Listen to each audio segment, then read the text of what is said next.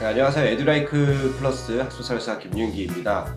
이번 시간에는 온라인 수업을 수강하는 방법에 대해서 안내해 드릴 텐데요. 그 전에 저희 매번 영상 초반에 시작하는 그 댓글 달아주신 분들에게 그 질문에 대한 답변 드리는 시간 먼저 가져보도록 하겠습니다.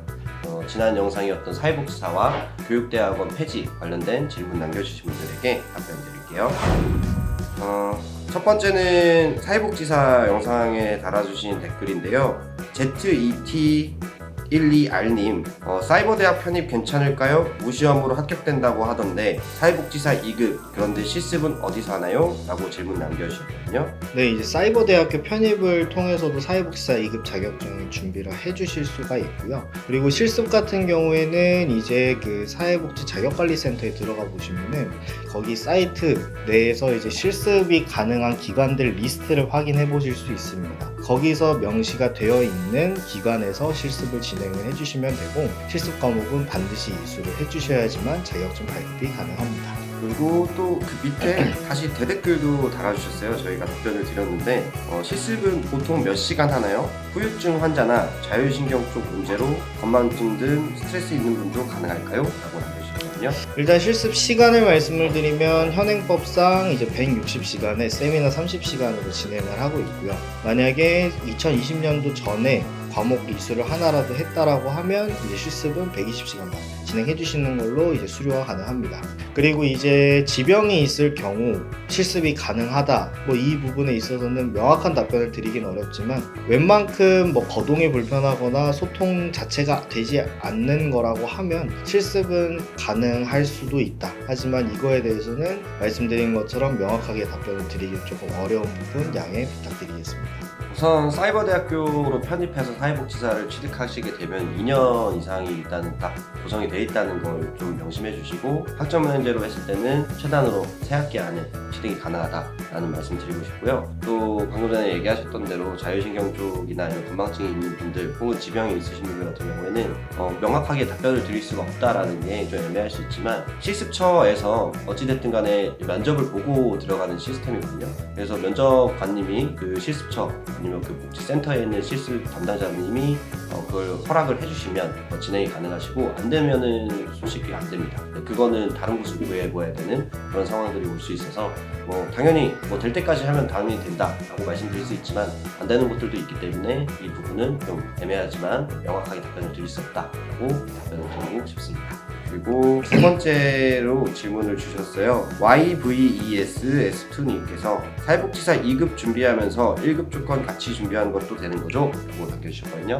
네, 이제 1급 응시 자격을 먼저 간단하게만 말씀을 드리면 자격증이 없더라도 사회복지 전공의 4년제 학사가 있거나 혹은 2급 자격증이 보유된 상황에서 4년제 학사가 있을 경우에도 응시가 가능하고요. 혹은 2급 자격증 취득 후에 경력을 쌓게 됐을 경우에도 응시가 가능한데, 만약에 나의 상황이 비전공이든 4년제 대학 졸업인 상황에서 2급 자격증을 취득을 한다 라고 한다면 1급 시험 응시 자격까지 한 번에 갖출 수는 있죠.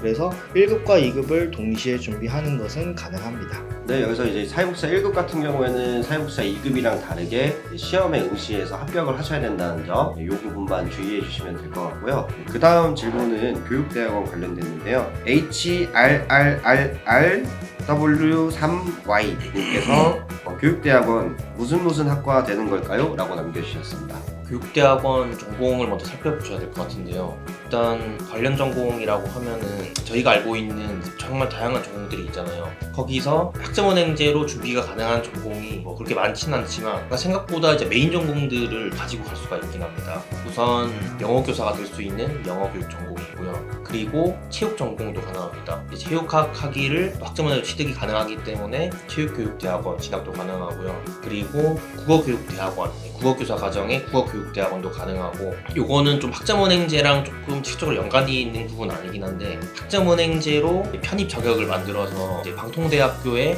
입학을 할 수가 있습니다. 편입 자격으로 이제 입학을 해서 식품영양학과를 졸업하면은 영양사 면허 시험을 볼 수가 있거든요. 그래서 영양사 면허 시험을 보고 합격하신 후에 산재 학위를 갖춘 상황이면은 영양교육 전공으로도 이제 교육대학원 진학이 가능하고요. 그리고 유아교육대학원, 최근에 저희가 많이 다뤘던 내용 중에 하나였긴 있는데 유아교육대학원으로 진학을 해서 유치원 정교사 2급 자격증으로 취득이 가능합니다. 그리고 저희가 좀 심리 분야에서는 크게 뭐 디테일하게 다룬 적은 없는 것 같긴 한데 이게 비교과 전공이라고 해서 또 학교에서 직접 뭐 국어나 수학, 영어 이런 거는 이제 선생님들이 또 교육을 하시잖아요. 근데 이제 뭐 상담 교사분들이나 뭐 보건 선생님이나 영양 뭐 선생님들은 보통 이제 비교과라고 해서 또 다른 파트가 있긴 한데 이 상담 심리 교육 전공 또는 뭐 학교 상담 교육 전공이라고 해서 학교에서 상담 교사로 근무하시는 분들을 이제 보통 이 전문 상담 교사라고 하거든요. 이 전문 상담 교사도 마찬가지로 학점은행제 심리학 전공을 통해 학위를 취득해서 교육대학원을 가서 이제 좀 취득이 가능한 전공이 있습니다. 그리고 저희 그 사회교육도 가능하고요. 그 다음에 컴퓨터 교육도 가능합니다. 그러면 저희 이제 원래 본론 주제였던 온라인 수업을 수강하는 방법에 대해서 알아보도록 하겠습니다. 이제 새해 되면서 좀 많은 분들이 또 학점을 이제 이용해서 전공 과정들을 시작하고 계실 텐데요. 혹은 또 알아보고 계시거나, 근데 이제 과정이 어떻게 진행되는지, 뭐 학점은 이제 뭐 몇 학점을 따면은 몇 학기가 걸리고 막 이런 것들에 대해서는 굉장히 많은 정보를 얻으셨을 테지만 이제 수업이 어떻게 진행되는지는 정작 좀 모르시는 분이나 혹은 궁금하신 분들이 또 계실 것 같아서 이 부분 먼저 설명을 드리려고 합니다.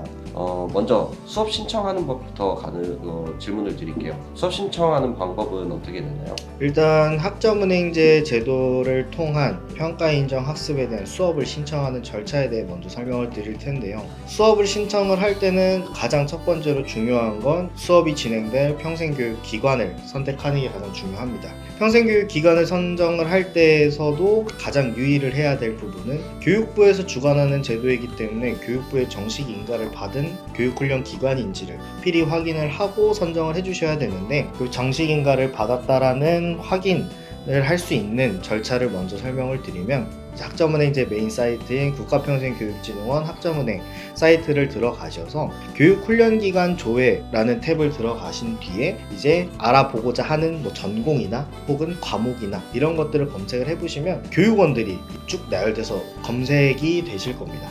그래서 거기에 교육훈련기관 조회에서 명시가 된다. 그러면 거기는 정식인가를 받은 기관이기 때문에 안심을 하고 진행을 해주셔도 될 것 같다 라고 말씀을 드릴 수 있고요. 그리고 이제 교육원 선정하실 때 유의하실 부분, 이제 두 번째를 말씀을 드리면 내가 진행하고자 하는 전공의 과정이 개설이 되어 있는지도 확인을 해야 합니다. 각 교육원마다 매년 연말에 이제 평가 인증이라는 과정을 거치면서 과목들이 이제 신규 개설이 되고 혹은 기존에 있던 과목들이 폐지가 되고 그런 경우들이 있는데, 그런 것들을 고려했을 때 내가 진행하고자 하는 과정에 있어서 뭐 예를 들어 뭐 심리학 전공을 진행을 한다라고 했을 때 심리학 전공의 전공 필수 과목들, 전공 선택 과목들 해서 모든 과목이 개설이 되어 있는지도 확인을 해야 하고요. 그 외적으로 뭐 교양학점이나 일반 학점 등등등 해서 내가 진행하고자 하는 과정에 대해 맞는 과목들이 개설이 되어 있는지도 확인을 해야 합니다. 그리고 이제 마지막으로는 뭐 이거는 항상 강조해서 언급을 드리는 부분이긴 한데요.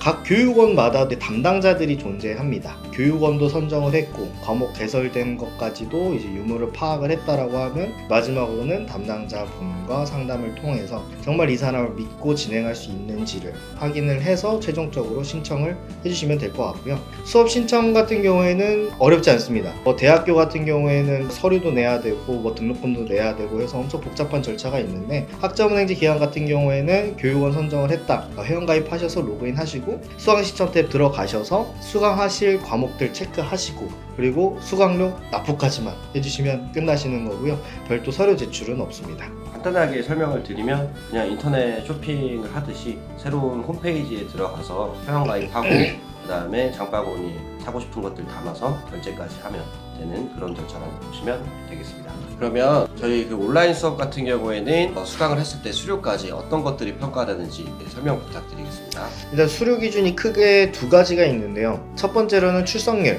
그리고 두 번째로는 이제 최종 점수, 이렇게 두 가지의 평가 요소가 있습니다. 첫 번째로 출석률 같은 경우에는 이제 총 수강을 전부 다 했을 경우에 100%가 인정이 되는데 그 중에 80% 미만으로 떨어질 경우에 이제 미수료 처리가 될 수 있고요.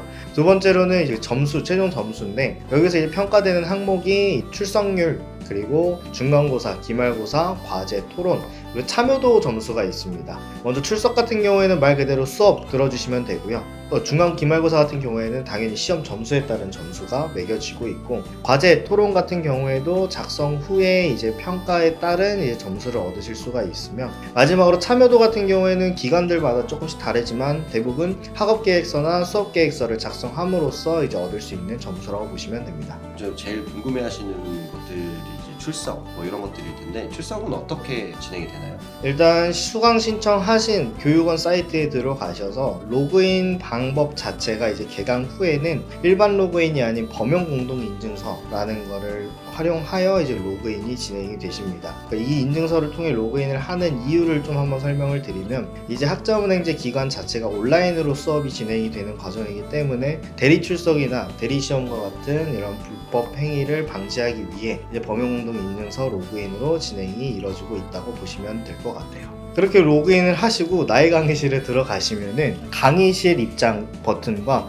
토론 게시판, 과제 게시판, 시험방 등등등 이제 여러 게시판들이 있습니다. 그래서 수업을 들으실 경우에는 당연히 강의실 입장에 들어가셔서 수업을 들어주시면 되고, 총 15주라는 주차에 나눠서 수업이 올라오는데, 각 이제 해당하는 주차의 수업을 수강하고자 들어가시면 한 주차에 2개에서 많으면 3개 차시 정도의 수업이 개설이 되고 있어요.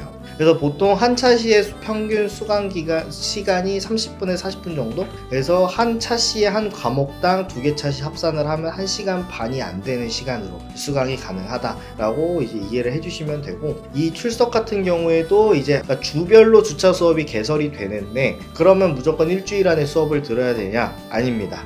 이제 학점은행제 수업은 각 주차별 출석 인정 기간이라는 게 2주 정도 부여가 되기 때문에 1주차 수업에 일주일이 지나고 2주차 수업이 개설이 돼도 출석 인정 기간은 일주일이 남아있기 때문에 추가 수강을 통해서 이제 출석률을 채울 수가 있습니다. 그러면 수업은 어떻게 듣는 건가요? 그렇게 이제 나의 강의실에서 강의실 입장을 들어가시면 이제 1차시, 2차시 보통 2개의 수업이 있는데, 해당 차시에 이제 수업을 들어가시면은 첫 페이지에는 이제 뭐 흔히 말하는 썸네일, 지금 그 주차의 주제가 이제 명시가 되고, 대부분 한 7에서 9개 정도의 페이지가 이제 구성이 되어 있는데, 일단 이 9개 페이지에 각 페이지별 출석 인정 시간을 다 채워주셔야지만 출석률이 인정이 됩니다. 수강했다라고 인정을 받을 수가 있는데, 첫 번째 페이지는 이제 썸네일, 이제 뭐 서론 부분이라고 보시면 되고, 두 번째 페이지에서는 목차, 그리고 세 번째 페이지에서는 보통 이제 전 차시에 대한 수업 정리, 그런 내용이 삽입이 되어 있고요. 네 번째 페이지에서는 이제 자유로운 의견, 이제 뭐 수업을 어떤 식으로 임하겠다, 뭐 그런 간단하게 텍스트 적는 과정이 있으시고, 이제 보통 5번째 페이지부터 이제 수업이 시작이 됩니다. 보통 수업 페이지가 한 2개 정도로 구성이 되어 있어서 2개 페이지의 수업을 다 들어주시면 이제 마지막으로 퀴즈, 그 차시 수업에 대한 퀴즈가 이제 나오고요. 다음 페이지에서는 다음 차시에는 어떤 주제의 강의가 나올지, 이런 설명이 들어오면서 강의가 종료되게 됩니다. 이러한 한 차시 수업이 한 30분에서 40분 정도라고 보시면 될 것 같아요. 수업이라고 계속 표현해서 좀 헷갈리실 수도 있는데, 그냥 녹화된 강의가 5번째 페이지 정도에 나온다. 그래서 그걸 재생 버튼 누르면 이제 그걸로 이제 영상에 나와 있는 시간을 다 채우면 된다라고 보시면 될 것 같습니다. 그리고 또 두 번째는 토론이 있잖아요. 토론은 어떻게 진행이 되나요? 토론도 동일하게 나의 강의실에 들어가셔서 토론 게시판에 들어가 보시면 학사 일정에 명시된 기간에 맞춰서 토론 게시판에 토론 주제가 이제 업로드 됩니다. 그 주제를 확인해서 그 주제에 맞춰서 이제 의견을 작성을 해주시면 되는데, 그 각 주차의 그 과목을 동일하게 수강을 하고 계시는 분들이 토론 게시판에 업로드를 게시를 할 경우에 이제 그거 내용을 확인을 할 수가 있어요. 일부 교육원은 뭐 비공개인 교육기관도 있지만, 대부분의 교육기관들은 다른 학생분들이 작성한 토론 글을 참고를 할 수가 있어서 전략적으로 준비를 하신다라고 하면 그러한 다른 분들이 작성해 주신 내용들을 조금씩 한번 검토를 해보시고 나서 그냥 자유롭게 의견을, 본인의 생각을 작성을 해주시면 될 것 같습니다. 네, 이거는 토론은 뭐 정답이 없이 사실 뭐 자신의 주장을 좀 얘기하는 거고, 수업 기반으로 해서 수업 내용 들었던 거를 토대로 작성해 주시면 되는 내용이어서 기본적인 점수나 이런 것들 받아가실 수 있고요. 그다음에 과제는 그러면 어떻게 진행이 될까요? 과제도 토론이랑 비슷합니다. 이제 나의 강의실 안에서 이제 학사 일정 내에 이제 과제 기간이 되면 과제 게시판 내에 토론처럼 동일하게 과제 주제가 이제 업로드가 될 거예요. 그 다음에 과제는 또 유의해야 되는 게, 과제는 각 교육기관에서 요구하는 양식대로 제출을 해주셔야 됩니다. 예를 들어서 뭐 글자 크기라던가 혹은 행 띄우는 간격 이런 것들을 다 일치하게 작성을 해주셔야 되고, 과제 같은 경우에도 토론처럼 이제 뭐 열람이 된다? 과제 같은 경우에는 열람이 안 되는 경우가 좀 많습니다. 하지만 저희 에듀라이브 플러스에서 참고 자료를 제공을 해드리면서 어떻게 수정을 하면 되는지, 어떻게 참고를 하면 되는지 등 방법들을 제시를 해드리고 있어서 큰 어려움 없이 준비를 하실 수가 있고, 과제 같은 경우에는 보통 한 7주에서 8주 정도 기간을 부여해주기 때문에 그렇게 막 시간적으로 촉박하지도 않을 것으로 예상됩니다. 과제도 마찬가지로 토론이랑 비슷하게 주제가 나오기 때문에 그 주제를 이제 담당자 분들에게 요청을 해주시면 이제 주제에 맞는 자료를 보내드릴 거고, 또 그 양식에 맞춰서 그 자료를 이해하신 대로 혹은 또 추가하고 싶은 내용이나 빼고 싶은 내용들을 다 수집을 하셔서 작성해 주시면 되시고요. 그다음에 시험도 있잖아요. 그 중간고사랑 기말고사가 있는데, 중간고사랑 기말고사는 어떻게 진행이 되나요? 동일하게 이제 학사 일정을 확인을 해서 그 기간에 맞춰서 이제 시험방에 들어가시면 되는데, 나의 강의실 상에서도 이제 시험방이 있습니다. 그 시험방에 들어가 보시면 제일 첫 번째로 나오는 게 테스트 시험이 있어요. 테스트 시험은 뭐냐면, 이제 시험은 기간이 정해져 있고 1회 응시를 하면 재응시가 안 되기 때문에 컴퓨터 환경 설정이라던가 나의 컴퓨터의 환경에서 시험이 응시에 문제가 없는지 확인을 하는 절차라서 물론 의무적으로 해주실 필요는 없지만 한 번씩은 꼭 해서 나의 컴퓨터에 이상이 없는지를 꼭 확인을 해주시는 걸 추천을 드리고 싶고요. 이제 중간고사 같은 경우에는 이제 1주차부터 7주차까지 수강했던 내용에 대한 시험이 진행이 됩니다. 시험 문항수를 보게 되면 보통 객관식 문항이 20개에서 25개 정도, 주관식 문항은 한 5개 정도 출제가 돼서 총 문항수는 한 25에서 30개의 문항이 출제가 되고 있고요. 그리고 다음으로 기말고사 같은 경우에는 15주차에 진행이 됩니다. 이제 맨 마지막에 시험이 진행된다고 보시면 되는데, 이 역시도 이제 정해진 시간 내에 응시를 해주시면 되는데, 기말고사 같은 경우에는 전체 1주차부터 14주차까지 진행했던 수업에 대한 전반적인 내용들이 출제가 돼서 중간고사보단 범위가 좀 넓다. 근데 하지만 중간고사, 기말고사 모두 역시 이제 학점문제는 오픈북으로 시험 응시가 가능한데요. 오픈북으로 참고할 수 있는 교재가 따로 있다. 그게 이제 개강 후에 무료로 제공이 되는 이제 교환 파일이라고 있어서 PDF 파일을 통해서 시험 응시가 가능합니다. 그리고 마지막으로 시험은 그럼 언제 응시가 가능하냐 라고 보면, 이제 대부분 학점은행제 제도를 진행하시는 분들이 직장인 분들이시기 때문에 시험은 주말 포함해서 총 4일을 부여를 하게 됩니다. 보통 금, 토, 일, 월 마지막 날짜에는 이제 18시라는 시간 제한이 있는데, 보통 금, 토, 일, 월 혹은 토, 일, 월, 화로 시험이 진행이 되기 때문에 꼭 이제 학사 일정을 확인을 해서 시험 일정을 확인하셔서 꼭 응시를 해주셔야 합니다.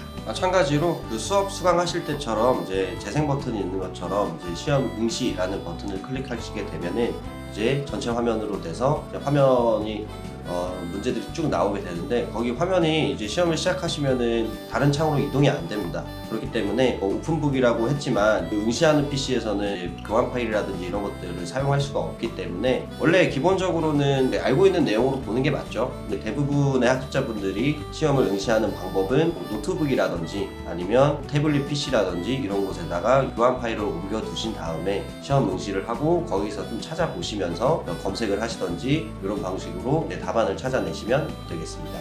그리고 또 2가지 정도가 또 남은 것 같습니다. 그 쪽지 시험이랑 그 다음에 또 이제 참여도 부분인데요. 쪽지 시험은 어떤 걸까요? 쪽지 시험은 이제 중간 기말고사와 비슷하지만 이제 문항수가 적은 과정이라고 보시면 될 것 같아요. 간단하게 반영 점수 역시도 좀 낮은 편이긴 한데, 보통 쪽지 시험은 4문항에서 5문항 정도 출제가 됩니다.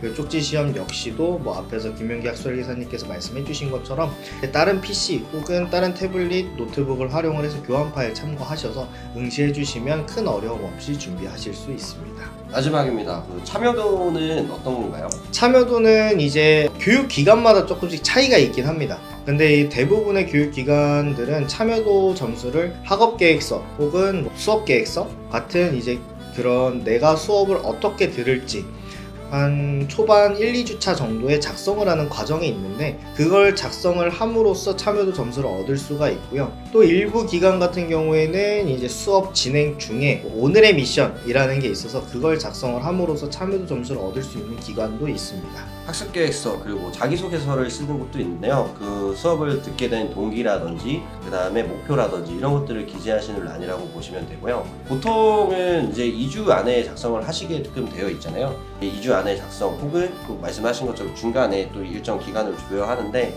이거를 작성해야만 이제 중간고사 성적을 뭐 공개한다든지 이런 쪽으로 되어 있기 때문에, 그리고 이건 작성만 하면은 사실 한 줄 두 줄만 적더라도 교수님들이 점수를 주시거든요. 반드시 참여해서 점수 받으시면 수료하시는데 더 무리가 없을 거라고 생각이 듭니다.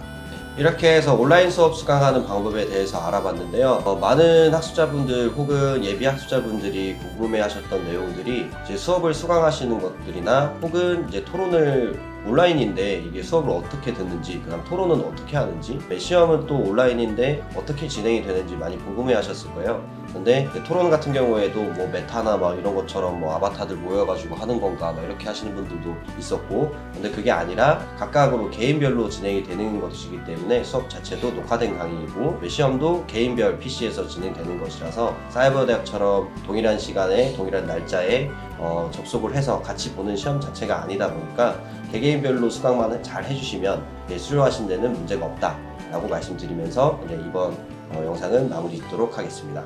감사합니다.